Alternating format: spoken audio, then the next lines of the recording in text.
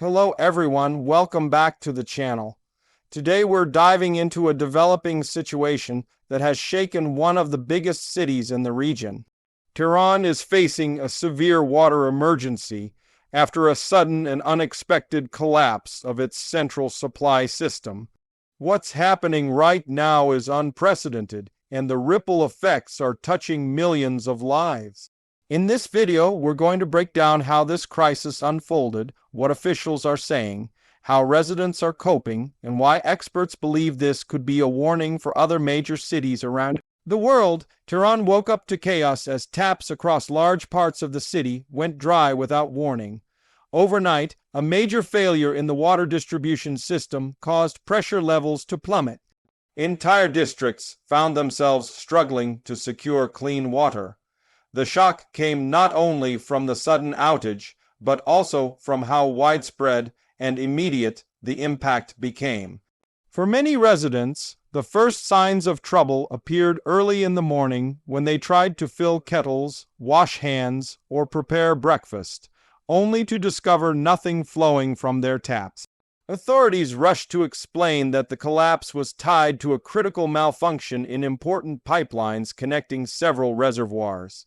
These pipelines are essential for maintaining stable water pressure across Tehran's dense urban landscape. As soon as news spread, social media erupted with videos of empty taps, long queues forming near water tankers, and residents scrambling to store whatever water they had left. With temperatures rising and consumption already high, the sudden system outage created a sense of urgency. People were left wondering how long the crisis might last. Government officials attempted to reassure the public, saying technicians were working around the clock to assess the damage and restore supply. However, the scale of the collapse turned out to be more serious than initially reported. Engineers discovered not one but multiple structural failures in interconnected lines. Repairing a single line can be time-consuming, but when several go down at once, the effort becomes far more complex. This left officials predicting delays and urging the public to conserve water wherever possible. Residents of Tehran, a city already under stress from years of drought and rising populations, felt the pressure almost immediately. In many neighborhoods, people rushed to nearby shops to buy bottled water, causing shelves to empty within hours. Some families stored water in containers, buckets, and emergency kits, hoping to stretch their supplies until the main system returned. Others formed long lines at government, dispatched water tankers.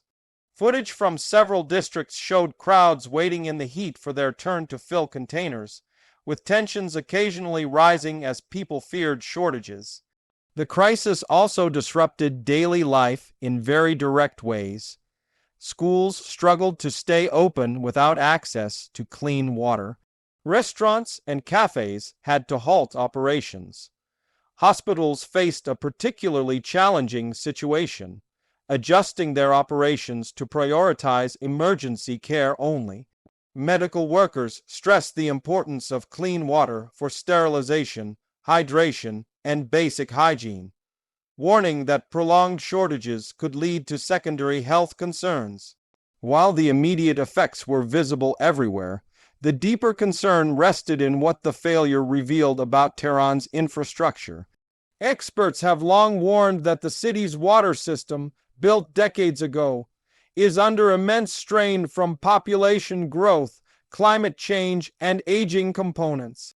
The collapse served as a painful reminder that even a system serving millions can falter unexpectedly when maintenance and upgrades fail to keep pace with demand. Environmental scientists noted that years of declining rainfall had already pushed reservoirs to vulnerable levels. When daily consumption spikes and supply lines weaken, a single fault can trigger a disastrous chain reaction. In the aftermath of the breakdown, public frustration grew. Many residents questioned why such a major issue hadn't been detected earlier. Some demanded greater transparency, arguing that authorities should have provided clearer warnings regarding the state of the water network. As the government attempted to regain public trust, officials began sharing more detailed updates on repair progress, though some citizens still felt the information was incomplete or too slow. Despite the tension, many communities rallied together. Volunteers organized distribution centers for bottled water. Local charities delivered water to elderly residents and households without transportation. Social media groups formed to coordinate help for affected families. These grassroots efforts showed how quickly people could unite during a crisis, even in a sprawling and heavily populated city. Experts began analyzing what might have caused the system to collapse so suddenly. Some theories pointed to overuse in certain districts, stressing pipelines that were already vulnerable. Others suggested that construction near utility lines may have weakened structural supports. Another possibility involved electrical faults that interfered with the pumping stations responsible for maintaining water pressure. While official investigations remain ongoing, early indications suggest a combination of aging infrastructure, extreme usage levels, and environmental pressures likely contributed. As the crisis continued, officials began rolling out temporary solutions. Mobile filtration units were deployed to several districts. Additional water tankers were sent to high-density neighborhoods. Emergency reserves stored in high-elevation reservoirs were slowly released to stabilize pressure in critical zones. Though these measures helped ease some of the immediate stress, they were far from enough to fully restore service. People across Tehran were forced to adjust their routines. Families began rationing water strictly. Daily chores like washing dishes, doing laundry, and bathing had to be carefully planned. Some businesses shifted to remote operations where possible, reducing the need for water at workplaces. Apartment managers implemented water sharing schedules to ensure everyone had at least minimal access throughout the day. These changes highlighted how something as fundamental as water can dictate the rhythm of life in ways many people don't typically consider until a crisis strikes. Environmental groups emphasized that the emergency served as a wake-up call.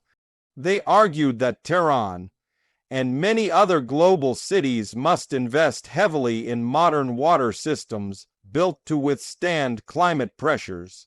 Recycled water programs, smart monitoring systems, and drought-resistant strategies were among the suggestions being discussed. With projections showing continued population growth and more extreme weather patterns, cities can no longer rely on old systems and hope they hold up indefinitely. As repairs progressed, engineers provided updates showing slow but steady improvement. However, the process was far from simple. Some pipelines required full replacement rather than patch repairs. In certain areas, excavations revealed deeper structural weaknesses that would need long-term upgrades. The complexity of the network meant that restoring one section often pushed pressure onto another, creating a careful balancing act for technicians trying to prevent further collapses. Public patience continued to be tested. Many households had gone days with limited access, relying on stored reserves and tanker deliveries. Concerns began to surface about water quality, especially in areas where pressure fluctuations allowed contaminants to enter aging pipes. Health officials issued guidelines urging residents to boil water from certain zones until repairs were complete. This added another layer of difficulty as people struggled with limited water and additional safety precautions.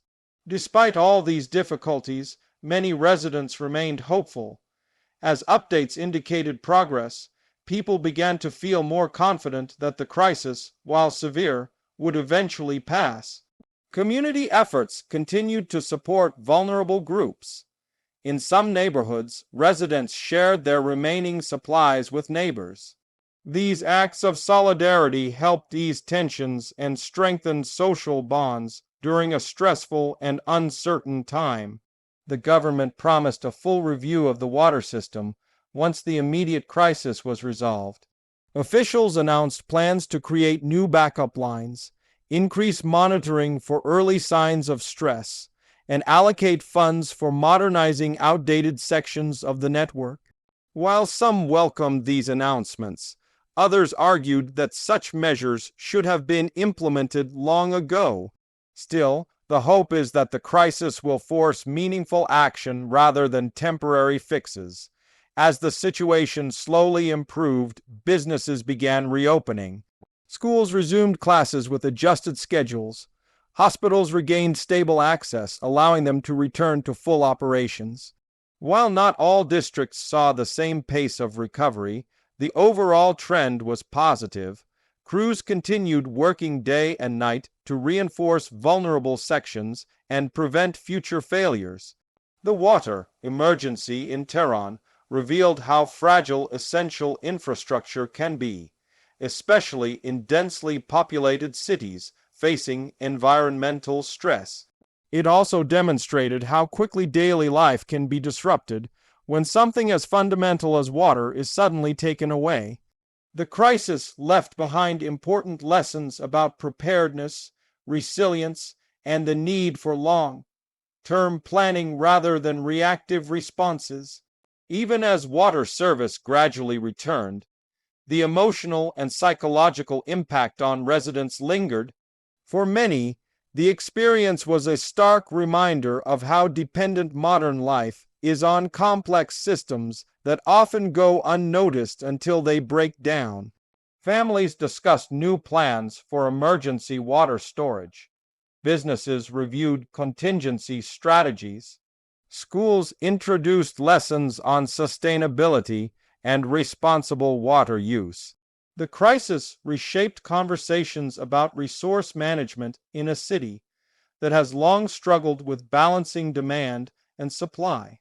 Looking back on the events, it became clear that the collapse was not just a technical failure, but also a social and environmental challenge. The incident highlighted the interconnectedness of infrastructure, climate pressures, governance, and daily life. As Tehran moves forward, experts continue urging the government to adopt modern technologies that monitor pressure levels, detect leaks early, and manage distribution more effectively.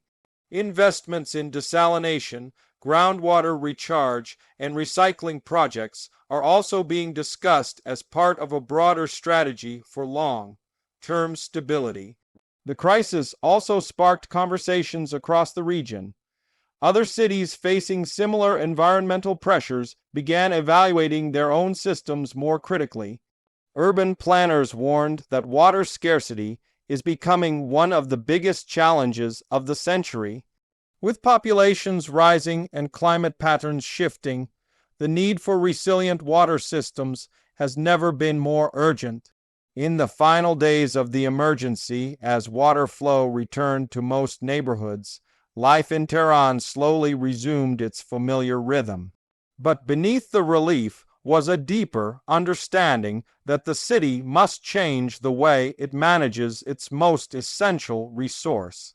The memory of empty taps, long lines, and anxieties about basic survival will stay fresh for a long time.